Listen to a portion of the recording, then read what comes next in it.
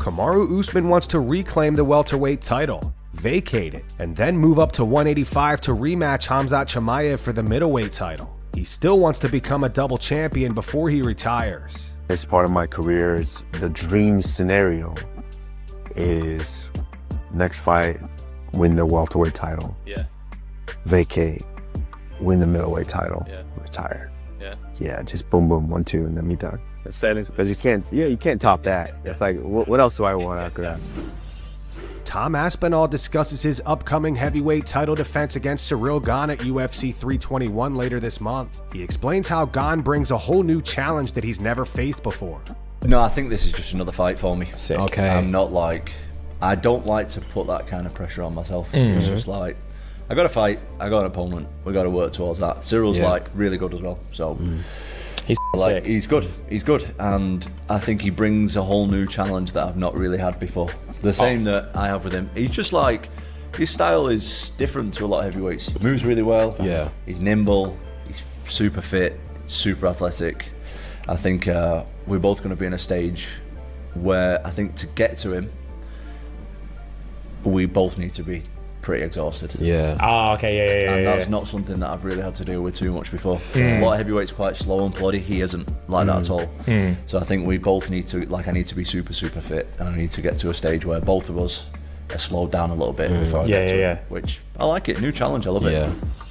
Mateusz Gamrot's coach Mike Brown released a statement on the loss to Charles Oliveira. He posted this photo to his Instagram. In the caption, he wrote, "We win together, we lose together. I'm truly heartbroken for my friend Mateusz Gamrot, but I always admire his courageousness. Gamrot is not afraid of big challenges and taking big risks. He landed in Florida 3 weeks ago to start his training camp for a UFC headliner scheduled on November 8th. His second day in America, he heard the news of Fiziev pulling out of his fight with Charles Oliveira. So like the soldier wanting to go to battle, he campaigned hard for the opportunity to fight the Brazilian legend. A few days later, he secured the fight. So Mateusz trained hard for about 12 days and jumped on a plane to Brazil and took his shot. It's always a gamble every time you step in the cage, and this time the gamble didn't pay off. The fight didn't go our way, but Gamrot still maintains that same warrior spirit and his passion like no other. He is truly one of a kind.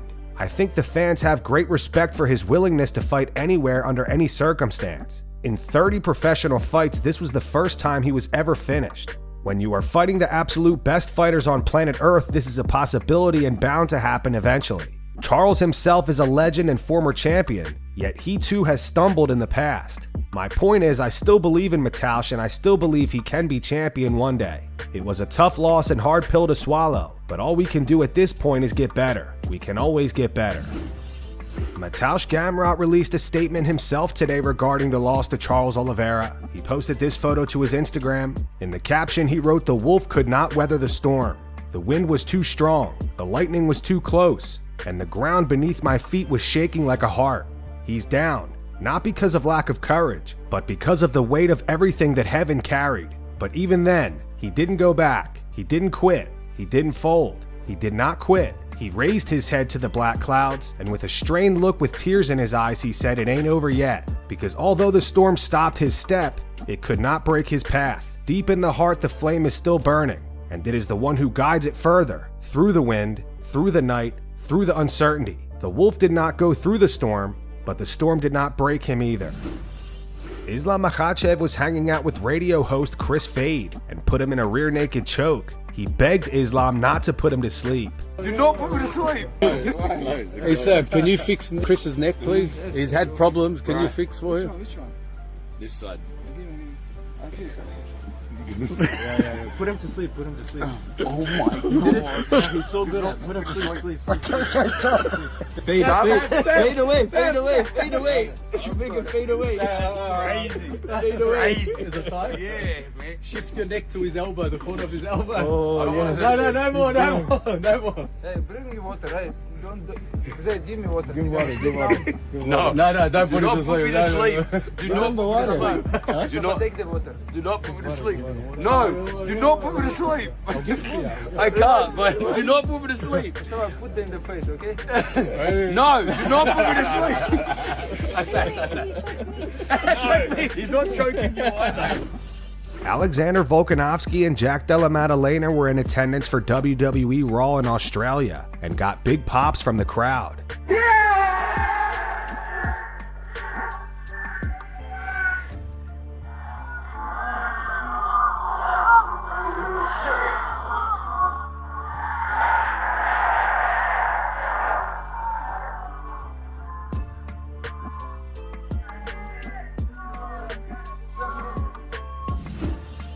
Beneil Dariush is set to face Benoit Saint Denis at UFC 322 next month. Dariush recently snapped his 2-fight losing streak with a unanimous decision victory over Renato Moicano. He says it feels good to be entering this fight on a win and plans to make another run at the lightweight title. He told MMA Junkie it's good to be coming off a victory. Losing is really hard for me.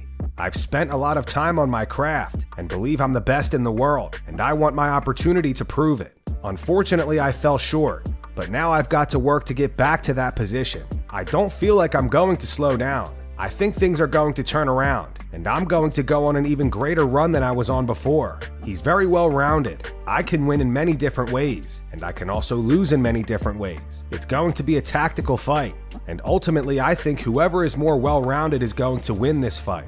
I have to make sure I'm staying sharp on everything. Offense, defense, and all the in-between. It's the little gaps in MMA that make a big difference, so I just have to stay sharp. Charles Oliveira responds to Max Holloway saying he doesn't want to wait to fight him at the White House. Charles says he is willing to fight Max in March. You versus Charles at the White House. Imagine? That shit to me is just tough because it's so far. It's so far away, bro. If we take that fight, it's going to be almost a year I'm going to be out of competition. If the fight happens on the White House card. And if at the White House, brother, the White House card is just so far away, you know what I mean? It's like a year, boys. Let that sink in, a year, boys. I don't know if I want to wait that long, but we see what happens. Never say never. You know what I mean? Max Holloway did it live right now. Disse que não aceitaria enfrentar He no said Brasil. he wouldn't fight you in Brazil, Foi mal. Uma luta que interessa a ele, but it's a fight that mas interests him, teria que ter nos termos dele. but it would be in his terms. Na realidade, os termos dele é o mesmo termo do UFC. Não importa. His terms are the same as the UFC. It can be in his house. Em qualquer lugar do mundo. If it's not in Brazil, it can be anywhere in the world. O UFC fará He evento na doesn't Bahia, think that the UFC will do an event in Hawaii, and he doesn't want to wait for the White House. mas ele citou a data de março. But he mentioned March, Uma data que interessa pra ele, pra você which funcionaria. would be a Pra good mim tá perfeito. date for him. Por que não? It's Meu próximo perfect. pô, vai. It's a perfect fight. Seria top conhecer. It would be awesome to see Hawaii. Sou direito. Aljamain Sterling thinks even if Umar Nurmagomedov defeats Mario Bautista at UFC 321, he will still need one more win to make a case for another bantamweight title shot. He got elevated to a title shot opportunity. It was a close fight. He came short. He fought one top 5 guy in Corey Sandhagen. Looked good. Nothing like overly impressive, but looked good. Won the fight pretty convincingly, but nothing like that was super standoutish, right? And I think most people would agree with that. But it was a solid win over a credible guy. His only top 5 win. Now he's fighting another top guy in Mario Bautista, who's on, I believe, a 6-fight win streak. And I think if Mario wins, he has a case. He has a long winning streak. He beat a former Bellator champion, multiple time defending Bellator champion in Patchy Mix. Although Patchy just lost to a debut guy in a split decision, still a close fight, but he was still a former champion, kind of like Pitbull. It's tough. But I think if Umar wins, I think he should fight one more. Yeah. And then I'll be like, yo, whoever, and even if Merab wasn't the champ, I would still say the same thing. Yeah. I like to see guys at least beat 1 or 2 guys, even though he did beat one guy, Corey Sandhagen, he got the title shot already. So now he should have to win at least 2 fights to get back to a title shot opportunity. Otherwise, you have a logjam at the top with the same guys fighting the same guys over and over and over. That's like how lightweight was a few years ago. Yeah, and that's how bantamweight was a few years ago. TJ Dillashaw, Uriah Faber, Dominic Cruz, and then finally Cody Garbrandt entered the conversation, and then it got back to TJ Dillashaw all over again. Yeah. And then Dominic Cruz. You know what I mean? So it's just like, let's shake things up a little bit. No bias whatsoever.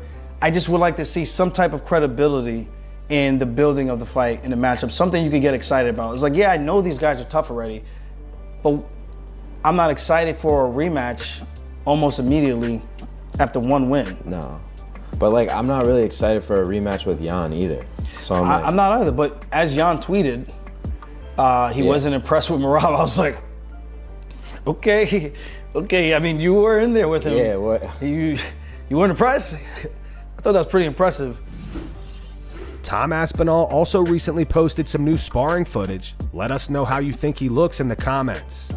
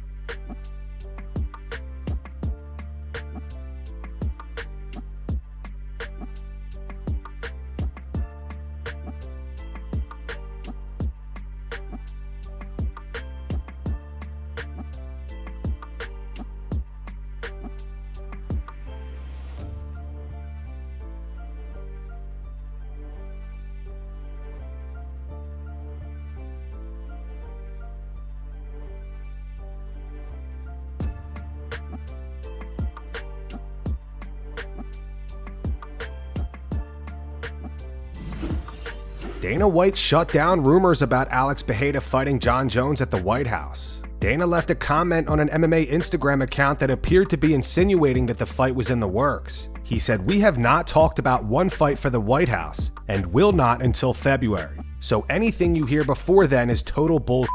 And that's going to wrap it up for the news. Thanks for watching. For daily MMA news and content, subscribe to Full Mount MMA and click the bell icon to be notified when we post videos. Here are the 3 top comments from last video. These comments are in reference to Paulo Costa running into Jean Silva at UFC Rio over the weekend. The first one's from UB Scarlet King. It says Paulo Costa straight up lil bro'd that chihuahua. The second one's actually from Paulo Costa himself. He just wrote the face holding back tears emoji. And the final one's from Jonathan Kahn. It says Jean looked like a puppy trying to get his owner's attention. Love how chill Paulo is. Those were the 3 top comments from last video. If you want to be featured in the next one, all you have to do is comment down below. And if you missed yesterday's news, click the video on screen right now to get caught up.